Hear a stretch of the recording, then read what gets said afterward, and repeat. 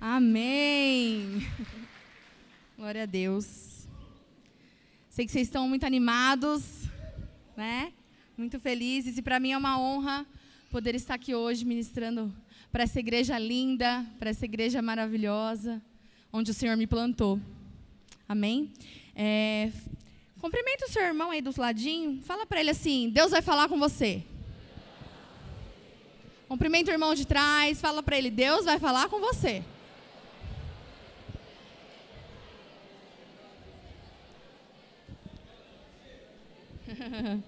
Amém. Bom, como o pastor Diogo disse, nós vamos dar continuidade à série de pregações sobre a isca de Satanás. E eu quero começar hoje lendo um texto que está lá em Hebreus, capítulo 12, versículo 26 e 27, que diz assim: Aquele cuja voz outrora abalou a terra, agora promete: ainda uma vez abalarei não apenas a terra, mas também o céu.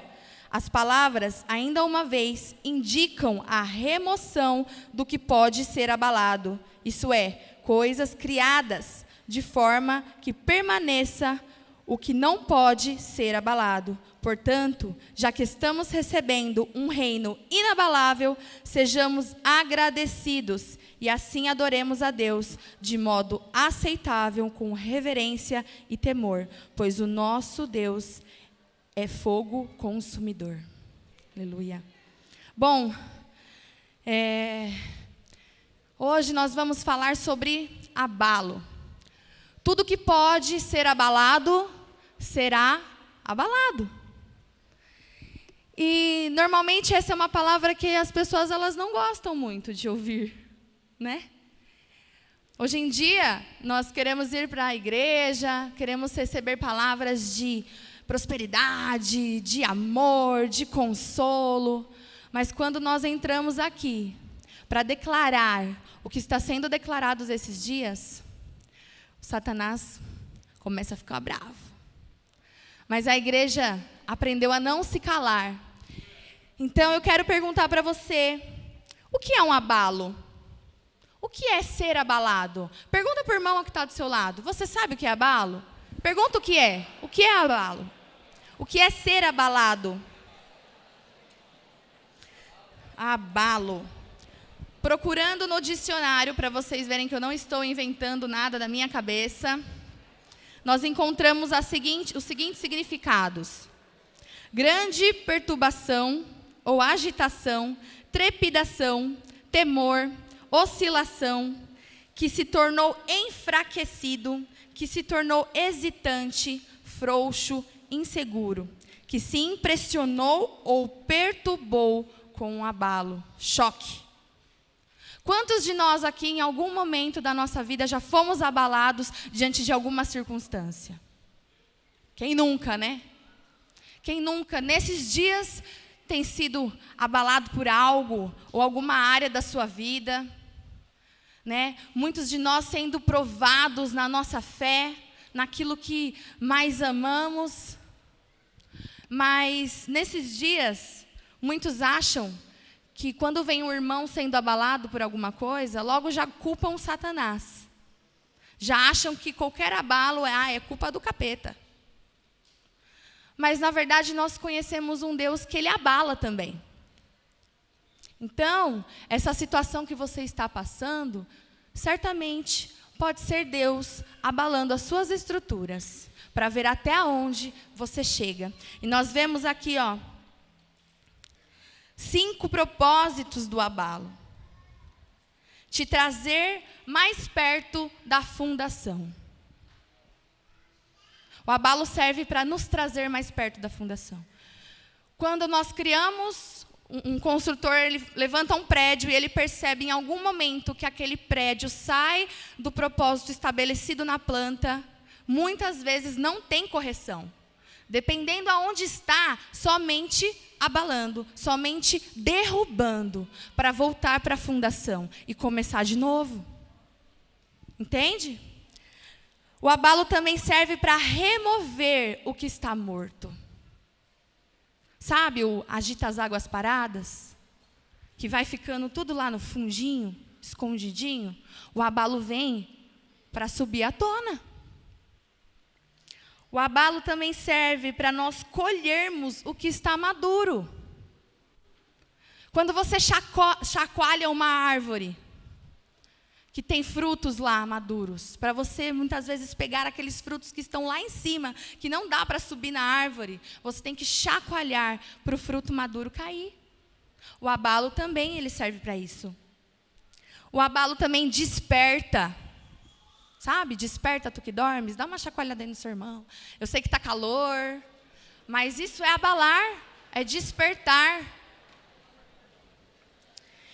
E o abalo também unifica e mistura para não ser mais separado. Essa é um dos propósitos de Deus em nos abalar. Nos misturar tanto com Ele, ao ponto de não sermos mais separados dEle. Amém? Agora eu quero ler o texto de Lucas. Deixa eu ler nesse aqui que está melhor. Lucas 22, capítulo 20 e 22, diz assim: da mesma forma, depois da ceia, tomou o cálice, dizendo: este cálice é a nova aliança do meu sangue, derramado em favor de vocês. Mas eis que a mão daquele que vai me trair está com a minha sobre a mesa. O Filho do Homem vai, como foi determinado, mas ai daquele que o trai. Eles começaram a perguntar entre si, qual deles iria fazer aquilo?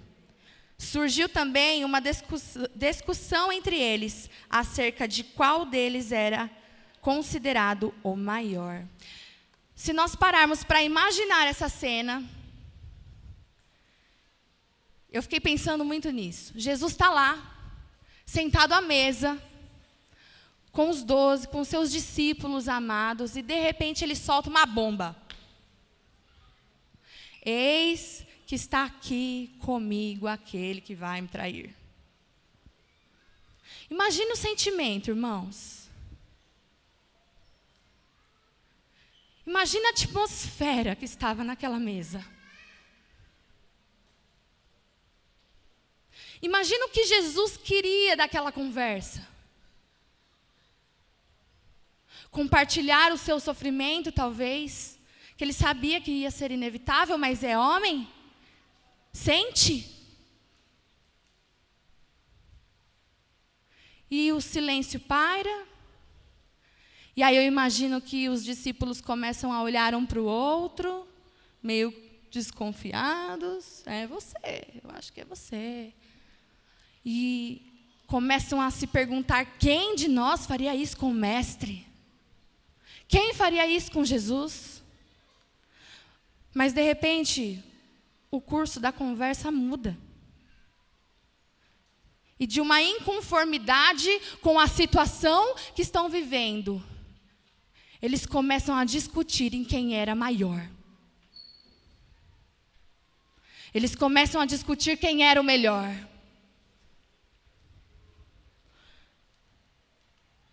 A inconformidade, de repente, se transforma em orgulho e prepotência. Eles tiram os olhos de Jesus para olhar a si mesmo, naquele momento. Naquele momento eles param, eles nem pensam mais o que Jesus está sentindo. O fato de Jesus ser traído deixa de existir naquele momento. E eles passam simplesmente a se engrandecer. Quem é o melhor? Quem é o maior? Muito triste. Muito triste. O homem quando ele tira o foco de Jesus, e ele começa a olhar para si mesmo, para o que ele pode fazer, para o que ele deve fazer, ele entra num caminho de perdição. E eu imagino que naquela discussão de quem seria o melhor, eles começam a atacar na cara um do outro, porque eu já fiz isso com Jesus. Não, mas eu já fiz aquilo. Eu já fiz aquilo outro. Eu imagino que Pedro, Homem forte, personalidade intensa. Deve ter virado para os caras e falado assim, ó, vocês ficam quietos, porque enquanto vocês estavam lá com medinho dentro do barco, eu andei sobre as águas. Eu fiz. Eu, entende? A questão é que Pedro, irmãos, ele tinha a revelação de quem era Jesus. Mas ele ainda estava fundamentado na sua própria personalidade. Ele ainda estava fundamentado na força do seu braço. Se formos lá para o versículo 31, depois disso Jesus dá um sermão sobre quem ser o maior, né? Que seja servo, seja o menor, o maior, tudo mais. Depois ele chega no versículo 31 e fala: Simão, Simão, Satanás pediu você para peneirá-lo como trigo. Mas eu orei por você para que a sua fé não desfaleça. E quando você se converter, fortaleça os seus irmãos. Mas ele respondeu: estou pronto para ir contigo, para a prisão e para a morte.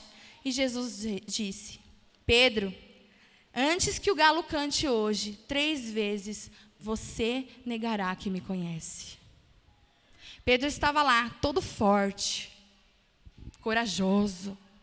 Não, Jesus, eu vou com você, vou ser preso com você. E aí, Jesus vira e fala: você será peneirado. Satanás pediu. Engraçado que Satanás pediu e Jesus concedeu. Por quê? Porque viu que o que tinha em Pedro precisava ser arrancado. O que ainda existia dentro dele precisava vir à tona. Jesus podia ter dito: vou interceder aqui, vou fazer uma guerra espiritual, vou impedir, vou entrar, vou fazer, mas não. Ele disse: vou orar por você, para que a sua fé não desfaleça, para que você não perca a fé, para que você não desista. O que deu permissão para Satanás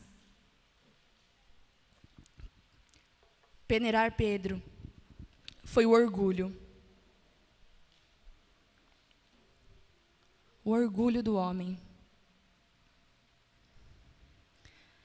O orgulho, ele atrai o inimigo.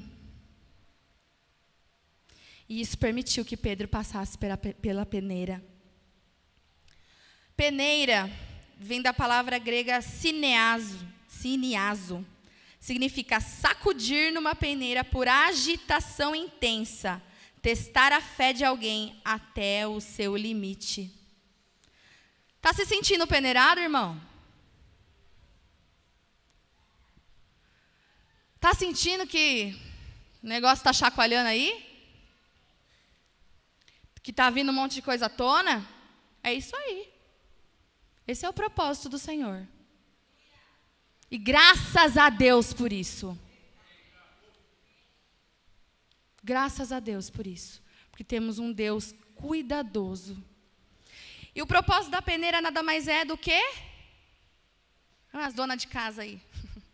Separar, afinar. Né? Ele fala, peneirar como trigo. E por muito tempo, eu não tinha peneira em casa. Confesso para vocês, que toda vez que eu fazia um suco, alguma coisa, eu lembrava, nossa, tô sem peneira, preciso comprar peneira. Aí um dia o Vinícius estava lá no mercado e ele falou, é hoje. Pôs uma peneira lá no carrinho. Porque é importante. Um exemplo, você faz um suco e as sementes ficam lá, no fundinho. Mas mesmo assim não é a mesma coisa. Você peneira, ele sai limpo. As sementes ficam. A peneira, ela é para limpar. A peneira é para separar. Separar a sujeira. E existiu uma sujeirinha lá em Pedro, e ele precisou ser peneirado. Olha para o teu coração nesse momento. Olha para a sua alma. Será que o que tem aí dentro precisa ser peneirado por Jesus? Talvez hoje o Senhor esteja dando um alerta de que você vai passar por uma peneira, irmão. E você precisa estar preparado para perceber isso. E não desfalecer da fé. Amém?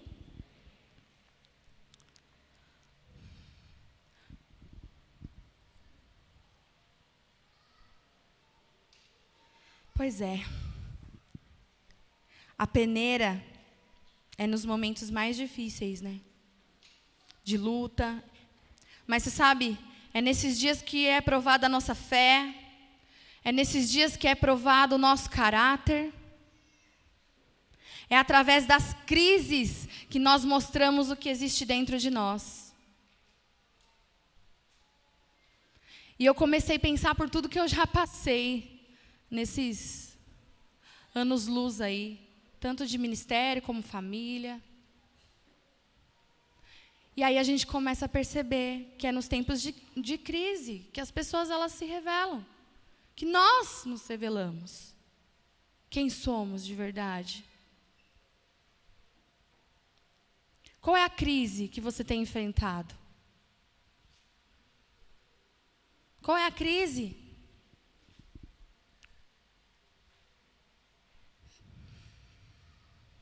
Muitos achavam que Pedro ele era covarde, sabe?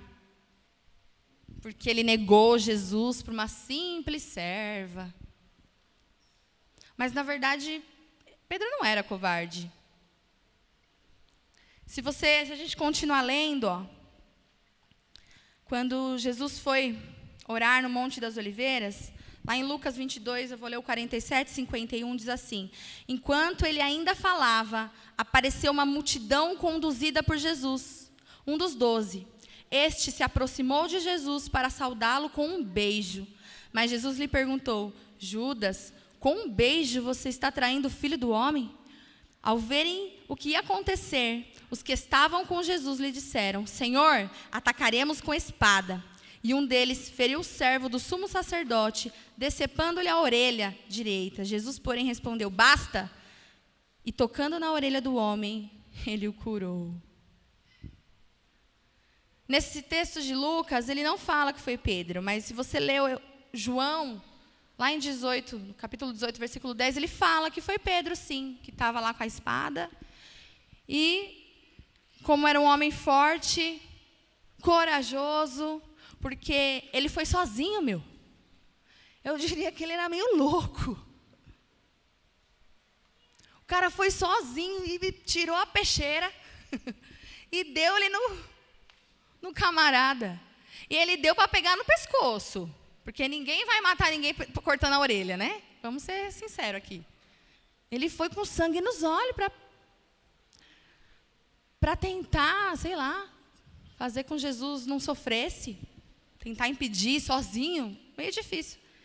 E aí Jesus vai, tão lindo, e ainda cura a orelha do cidadão. A questão aqui não era a coragem nem a ousadia de Pedro. Não era isso que estava sendo provado. Porque nós vemos um homem forte, que enfrentaria um exército sozinho, se fosse necessário, por Jesus. Não é a covardia, não é a coragem que está sendo questionada de Pedro. Existe algo além disso. E nós lemos lá, continuando em Lucas 54 ao 62, diz: então, prendendo-o, levaram para a casa do sumo sacerdote. Pedro o seguia à distância, mas quando acenderam um fogo no meio do pátio e se sentaram ao redor dele, Pedro sentou com eles. Uma criada o viu estando ali à luz do fogo, olhou fixamente para ele e disse: esse homem estava com ele. Mas ele negou: mulher, não o conheço. Pouco depois, um homem viu e disse: você também é um deles. O homem: não sou, respondeu Pedro. Cerca de 1 hora mais tarde, o outro afirmou: certamente este homem estava com ele, pois é galileu. Pedro respondeu: homem, não sei do que você está falando. Falava ele ainda quando o galo cantou. O Senhor voltou-se, olhou diretamente para Pedro. Então Pedro lembrou das palavras que o Senhor tinha dito: antes que o galo cante hoje, você me negará 3 vezes. Saindo dali, chorou amargamente. Eu acredito que nessa hora passou um filme na cabeça dele. Passou aquele mesmo filme, sabe? Lá, de se achar o bonzão. Tudo que viveu com Jesus, tudo que ele fez. Fala, eu enfrentei os caras, e aí chega agora na hora da senhorinha. Na frente da senhorinha, eu vou e falo o quê? Não. Sei quem é, não. Não, nada a ver. Nunca vi. E acho que ele começa a se consumir com isso. Pelo menos eu me consumiria. Fala, fiz tanto. E aí na hora... Mas aí que tá, né? Nós aprendemos que a força de Pedro, ela vinha da alma e não do espírito. Sabia que tem diferença? Muitos têm alma forte, mas o espírito é fraco. E é só quando nós somos colocados em momento de pressão, só quando somos colocados em momento de prova, é que conseguimos descobrir em qual força nós caminhamos. Se é na força da alma ou se é na força do espírito. Em que força, meu irmão, você tem caminhado até agora? Em que força você tem caminhado até agora? Pensa aí, dentro de você. Pois é. Sabe que Judas, ele entregou Jesus com um beijo. E Pedro negou descaradamente para uma senhorinha. E se fizermos um paralelo entre Pedro e Judas, irmãos, eu até me surpreendi com isso. A gente nunca se apega a esses detalhes. Eles eram bem parecidos. Sabia? O quê? Como assim, Ingrid? Você está comparando Pedro com Judas? Pois é. Sabe por quê? A questão é que Judas também largou tudo para seguir Jesus. Judas também largou tudo que tinha, foi seguir Jesus. Pregou o evangelho, estava do lado, os 3 anos, caminhando. Curou, viu? Expulsou demônios. Com Jesus. Igual Pedro. Porque quando a palavra fala que ele enviou os 12 para pregar, para curar, para libertar, ele não estava falando de 11. Ele estava falando de 12. Então Judas também fazia tudo isso. Mas aí é que está. Existia, apesar de muitas questões parecidas com eles, existia algo diferente. Existia algo diferente. Judas, ele não estava fundamentado em Jesus. Ele parecia que amava Jesus. Mas Judas estava baseado, fundamentado nos seus próprios interesses. Diferente de Pedro.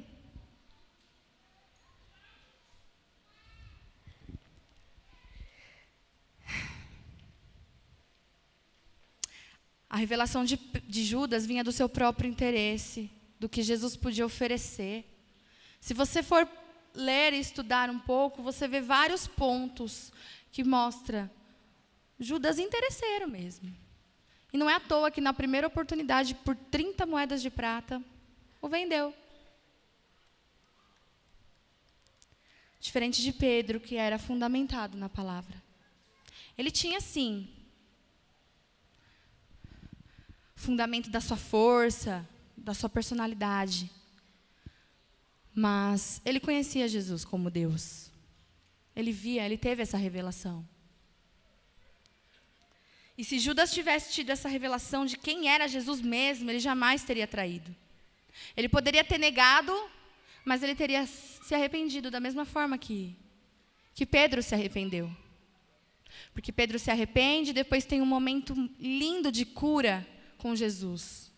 No Pedro, tu me amas, então apacenta as minhas ovelhas. E o que Judas fez?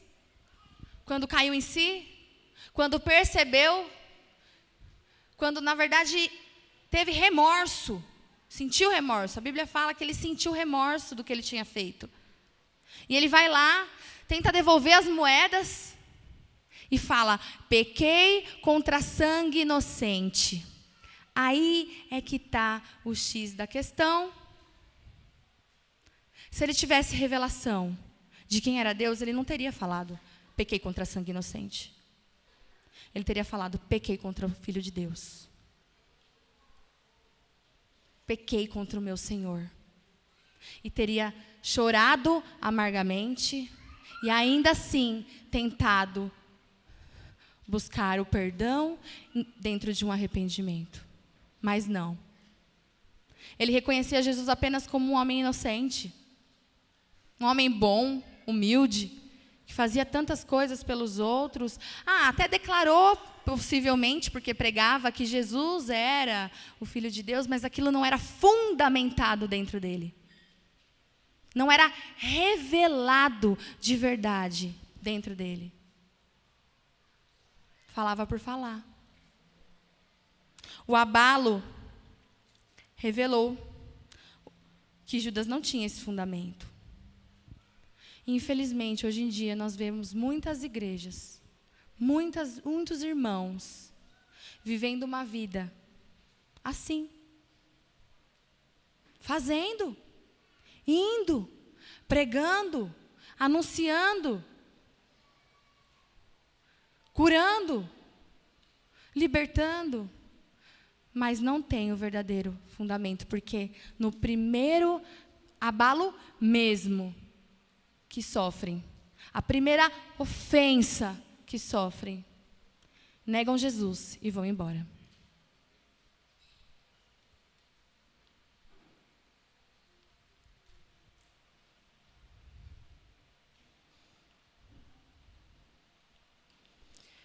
Muitos se ofendem, com os profetas, se ofendem com a palavra, e por isso passam a negar Jesus pelo resto de suas vidas.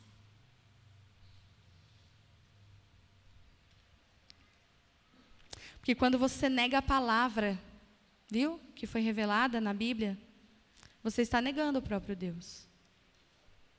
E sabe que nós temos um lindo costume, estou sendo irônica, é que nós pegamos a palavra e queremos dividi-la.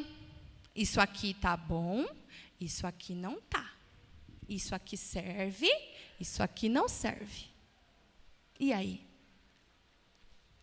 E aí quando vem um profeta do Senhor e fala aquilo que você acha que para você não serve, e você nega aquilo que o profeta de Deus está falando, se ofende com o profeta de Deus, você está negando a palavra de Deus. Você está negando a Jesus.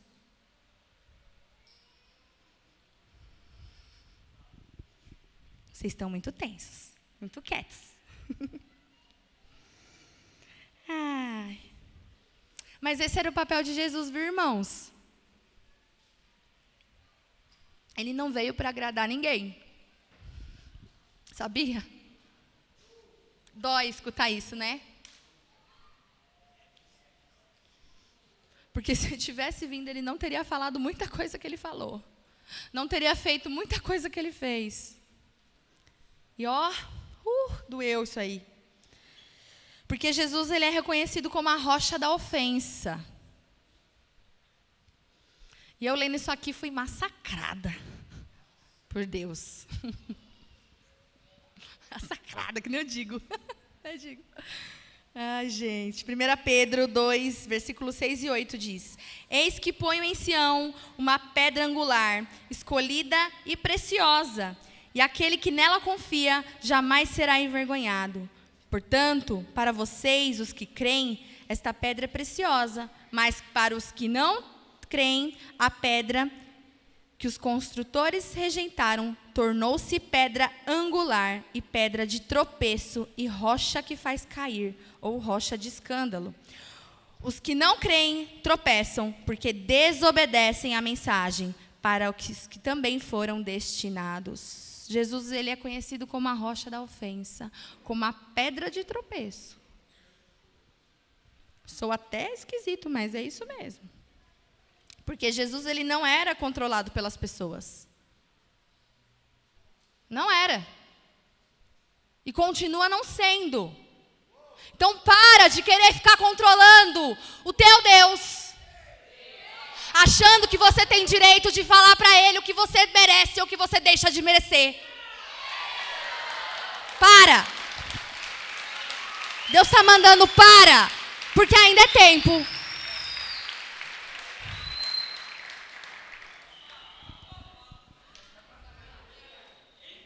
E ele falava a verdade, mesmo que doesse. Ah, Jesus, como eu quero ser igual a você. Ah, Jesus. Doia quem doer, sabe? Jesus era assim, irmãos. Confrontava mesmo. E nós sabemos que a palavra de Deus, ela é verdade. E a verdade, ela nos liberta, mas ela também ofende. Ela ofende. Por isso que hoje nós vivemos num mundo de mentiras. Porque Satanás, ele quer distorcer tudo aquilo que é a criação de Deus. E Deus, Jesus é a verdade. Por isso que hoje a mentira paira. A mentirinha virou absolutamente normal no meio de todos, inclusive dos cristãos. A mentirinha virou normal, inclusive dentro da própria igreja. E aí quando se levanta um profeta, as pessoas fecham a cara. As pessoas não aguentam o tranco.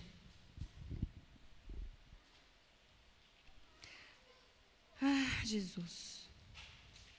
Sabe quando você vai perguntar alguma coisa para alguém, tipo uma roupa, essa roupa aqui ficou boa, ou isso aqui tá legal, e as pessoas viram e falam assim, tá linda. Sendo que ela está falando, meu Deus, isso aí tá brega demais, menina. Mas ela aprendeu o quê? O que a gente aprende no mundo? Que falar a verdade dói. Que falar a verdade ofende. Ai, tadinha, eu vou ofender. E outra, né? Vai que ela ofende de volta.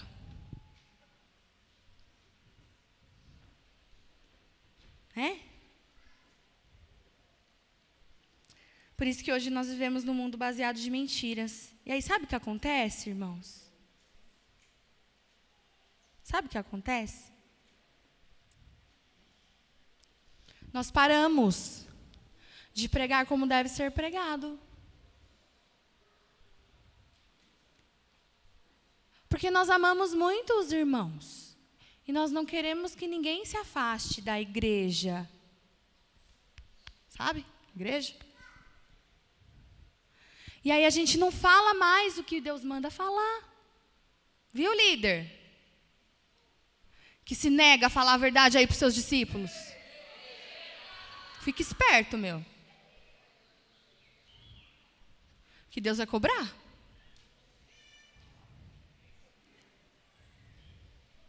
Ficam aliviando a mensagem para manter as pessoas dentro da igreja. Pregando aquilo que querem ouvir. Pregando o que é gostoso, amasseia o ego. É muito mais fácil, é muito mais legal, viu? Queria eu estar aqui pregando uma palavra de que vocês iam estar tudo a bênção, prosperidade, legal. Queria, mas não é isso que Deus quer para essa igreja hoje. Nós temos que ter maduros para ouvir.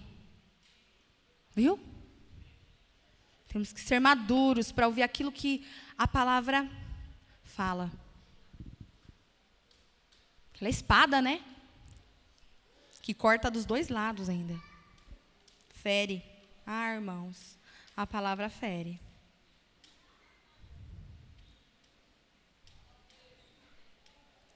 Por isso que hoje em dia as pessoas passam a procurar um Jesus, não pelo que ele é, não porque se apaixonam, não porque querem viver com ele toda a eternidade, mas sabe por quê? Porque pode ganhar com isso. Porque o que ele vai fazer por mim, que ele vai me dar. Sabe, igual mulher, ou homem, né? Porque hoje em dia também está assim, que procura casamento só por interesse. Querem casar com um homem rico, né? Ah, gosto? Não gosto, mas é rico. Oxi. É, irmão. Entra nessa aí para você ver, viu? Entra nessa. Que aí um dia essa riqueza acaba. Um dia o conforto acaba. Um dia o lazer acaba. E não ama para tu ver se você vai ficar. E sabe o que é pior? É que fazem isso com Jesus. Procuram um Jesus que dá, que faz, que entrega. Não amam a Jesus. Aí no momento que vem o abalo, no momento que é passado pela peneira, no momento que é tirado algo de você, ó, dão no pé.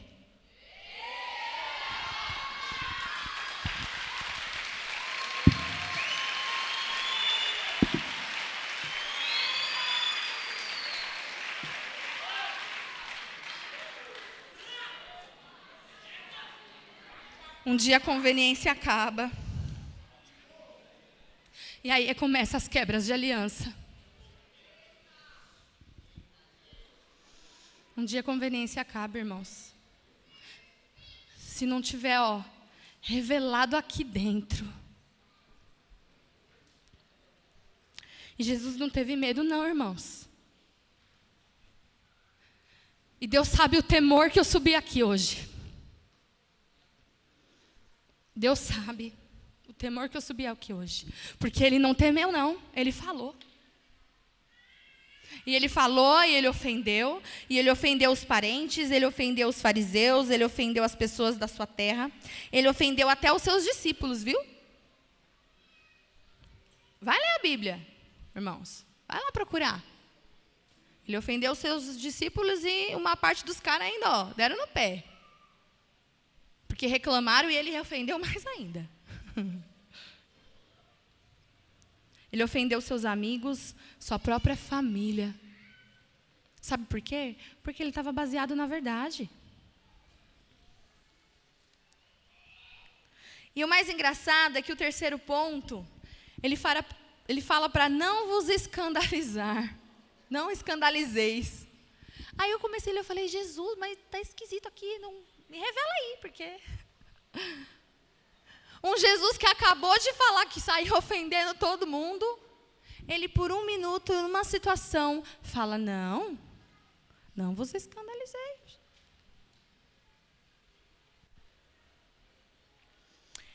E aí vocês vão entender.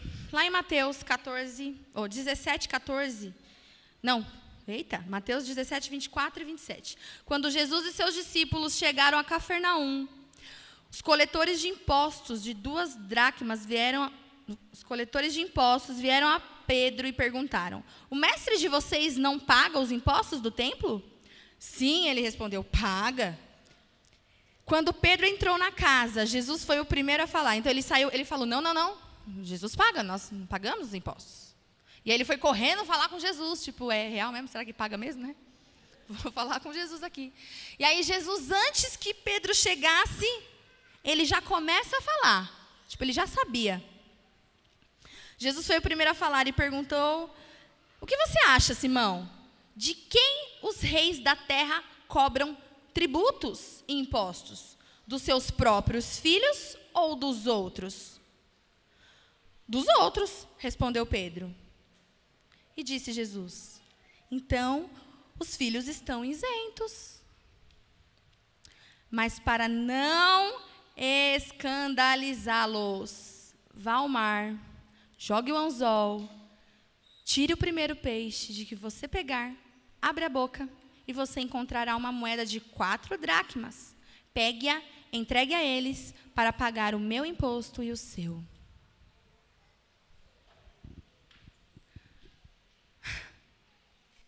Jesus, de quem os reis da terra cobram títulos, impostos dos seus próprios filhos ou dos outros? Dos outros. Você vai pagar a estadia na casa do seu próprio pai? Não. Mas os outros, se for lá e for morar um mês, tipo a Ana na minha casa, cadê? Paga os impostos. E aí é que tá. Jesus não precisava pagar. E era uma verdade. Era uma verdade, ele não precisava pagar. Mas ele fez o quê? Para não os escandalizar. Para não trazer escândalo. Para não trazer ofensa. Vá lá no mar, pega o peixinho, que vai ter lá o dinheirinho. Tá. Não precisou nem trabalhar. Olha que lindo, Jesus. Surgiu um milagre lindo. E mandou entregar os impostos para não escandalizar. Aí que tá. O mesmo Jesus que saiu ofendendo a todos, ainda assim teve cuidado para não ofender e mandou pagar os impostos. E aí é que tá, irmãos. Nós temos que aprender que existe hora para tudo. Nós temos que aprender que existem momentos de falar e momentos de se calar. Momentos de agir e momentos de se aquietar. E existe algo muito grandioso nisso, sabe? Porque a gente precisa aprender isso. Porque a rocha da ofensa, ela habita em mim e em você. E se ela está aí dentro, uma hora ou outra, você vai sair ofendendo. Então você precisa ter essa revelação. Mas sabe qual é a questão aqui? Jesus, ele só ofende para anunciar a verdade. Você nunca vai encontrar Jesus ofendendo alguém pelos seus próprios direitos, seus próprios interesses, os seus próprios privilégios. Viu, líder? É a palavra da verdade, baseado na palavra, e não nos seus direitos, e não nos seus privilégios. Então, toma cuidado quando você vai exortar e confrontar alguém, para que o teu coração esteja correto, para que o teu confronto, para que a tua ofensa, muitas vezes, esteja baseada na palavra, porque senão tem um preço muito alto.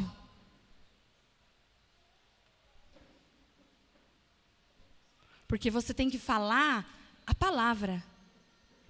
Não em relação aos seus direitos, porque você é um bom líder. Viu?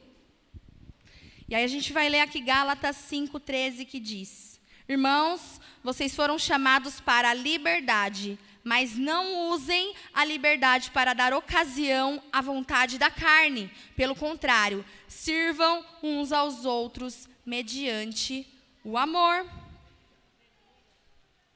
Liberdade, privilégio, direito. Não use para si mesmo, mas sim para os outros.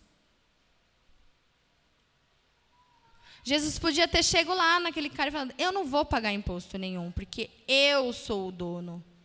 E falado a verdade. Mas não. Porque aí ele estaria reivindicando os seus direitos. Olha só, irmãos. Quantas vezes a gente vem querendo reivindicar o que a gente merece, os nossos direitos, a nossa liberdade, não quer abrir mão de nada?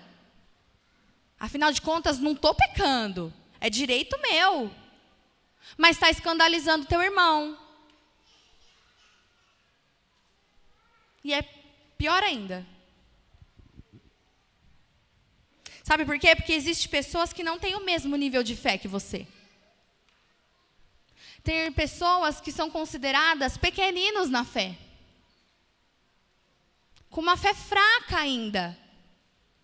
E aí quando você usa os seus direitos, mesmo que não sejam um pecado, e você escandaliza esse pequenino, você está pecando.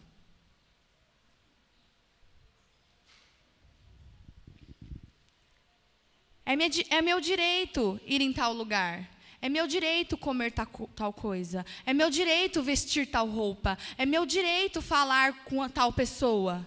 Mas se isso trouxer escândalo para o teu irmão e ele se perder por conta disso, esta vida será cobrada de você. Jesus, mais uma vez, só ofende para anunciar a verdade.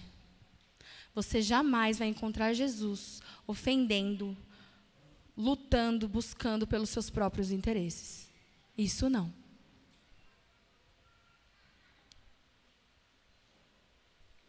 Primeira Coríntios 8, 9 diz: contudo, tenham cuidado para que o exercício da liberdade de vocês não se torne uma pedra de tropeço para os fracos.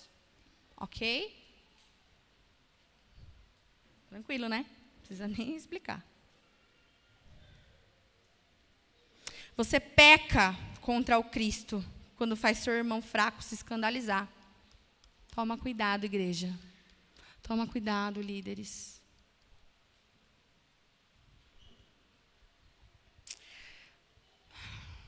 Mateus 18:6 diz: mas se alguém fizer tropeçar um destes pequeninos que crê em mim, melhor lhe seria amarrar uma pedra de moinho no pescoço e se afogar nas profundezas do mar. Eita, esse pegou pesado.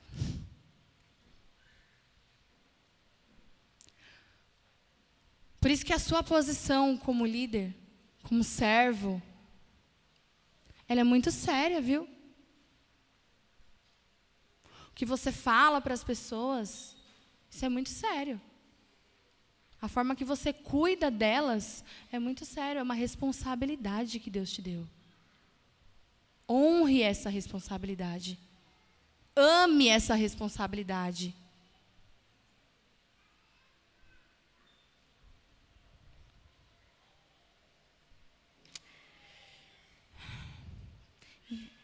Ser como Jesus, irmãos, é isso. É muitas vezes ter que abrir mão dos seus direitos. É abrir mão, sabe? Como ele fez. Não ia ser pecado se ele não pagasse. Mas ele iria escandalizar, trazer escândalo.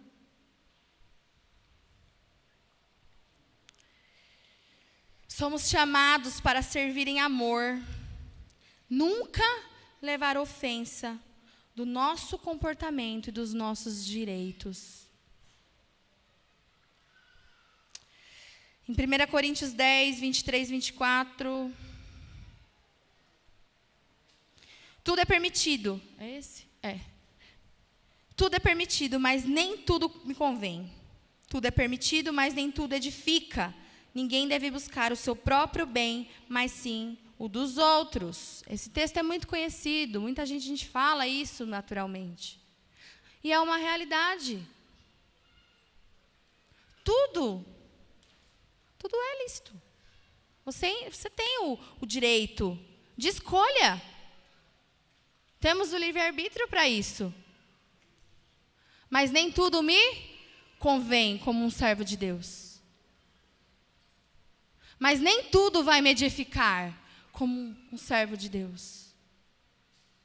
Então toma cuidado com quem você anda. Toma cuidado para quem você dá ouvidos. Toma cuidado aonde caminham os teus pés. Porque você pode. Tem gente que acha, né? Eu vou para a igreja, não vou poder mais. Não vou poder mais nada. Não, você pode. Aí é que está a questão. Cristão maduro? Então, nem tudo te convém. Cristão maduro? Nem tudo te edifica. Então, para de mimimi, viu? Para de mimimi. Isso aqui é palavra. Isso aqui não é invenção, não. Jesus é pedra de tropeço. A questão é que hoje em dia eles querem colocar Jesus como pedrinha. Pedrinha, sabe? Para não tropeçar. Mas para chutar e passar direto. Toma cuidado, irmãos. O Senhor tem alertado essa igreja com essas palavras. Som do teu coração. Sabe? Ó Senhor, som do meu coração e vê se há em mim algum caminho mau. Essa seja a sua oração, líder. Ao se levantar, essa seja a sua oração.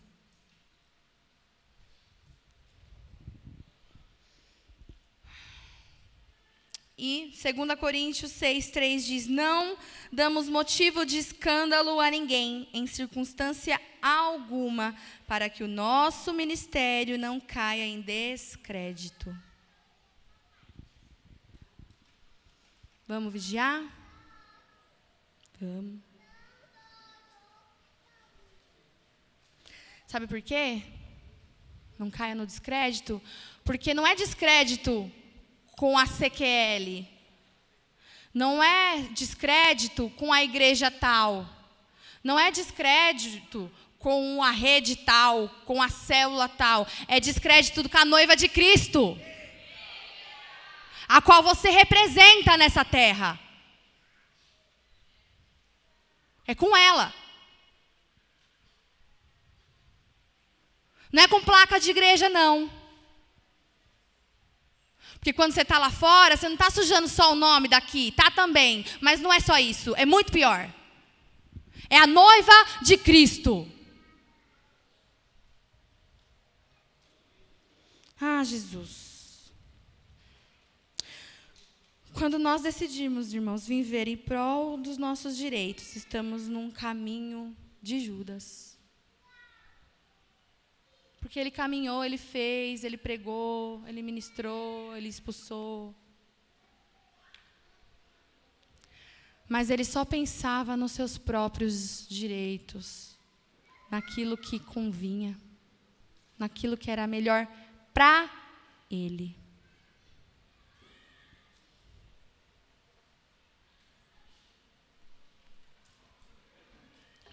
Quero nesse momento que você feche os seus olhos.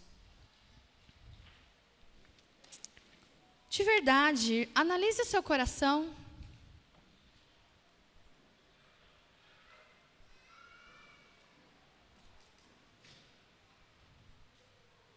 Nós precisamos ter a revelação, ter o conhecimento revelado de quem é Jesus.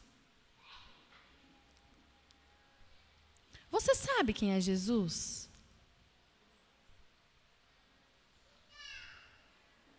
Você tem andado com Ele talvez há 1 ano, talvez há 3 anos, talvez há 10 anos, há 20 anos, 30 anos. Mas analisa o teu coração nesta tarde, irmãos. Você conhece Jesus? Você já olhou nos olhos dele? No momento de peneira, no momento que é abalado as circunstâncias da sua vida, você recorre a Jesus? Ou você recorre a pessoas? O seu fundamento, querido, não deve ser o seu líder. Não deve ser o seu pastor. O seu fundamento tem que ser Jesus. Analisa o teu coração.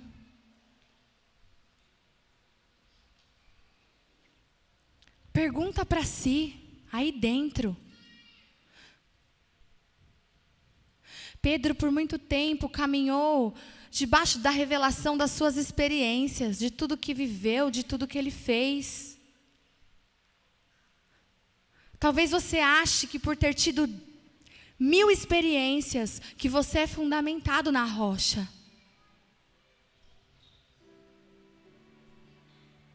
De verdade, olha para dentro de você. Faz essa oração. Senhor, vê se há em mim algum caminho mau.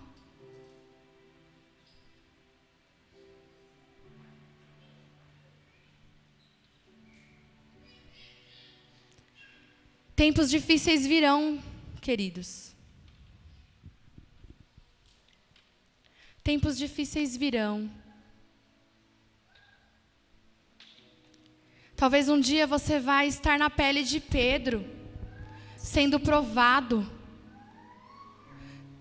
Se nega Jesus ou se declara, é meu Senhor, é meu Salvador. Talvez vão te oferecer bens, dinheiro, para entregar o teu Deus, para abrir mão do seu Jesus. E ali a sua fé vai ser verdadeiramente provada. Olha para dentro de si.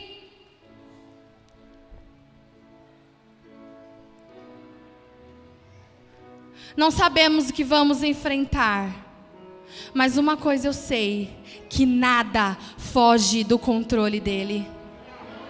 Nada foge da permissão de Deus. Te convido a ficar de pé, a vir aqui na frente.